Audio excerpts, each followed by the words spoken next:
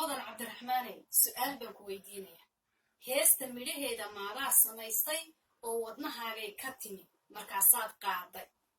mise waa laguu dhiibay oo ninbaa inta kuu qoray mila awaalay dabadeetana sidaa aad u soo qaaday jawaabtaasaan doonayaa inaan ogaado haddii heestu ay ka timi wadnahaaga waan ku caawinayaa waxaan kugu caawinaya waxa weeyaan madaxweynaha maraykanka Donald Trump kindergarten ayaanu iskuulka wada dhigan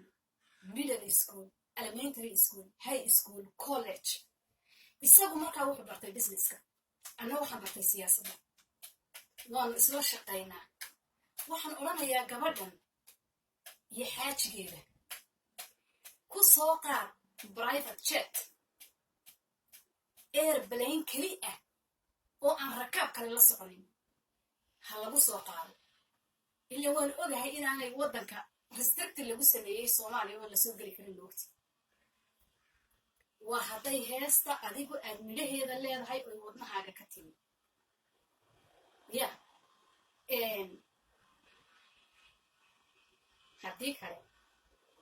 waa laguu soo mila awaalay hello yeah that's what I'm talking about so Donald Trump baan wacaya imika fariin baan u dhaafayaa wayna waca hello Donald Trump igu soo celi walaal insha allah wakaa telefoonkayga igu soo celi arrin baan doonaya deg dega insha allah inaynu dhamayno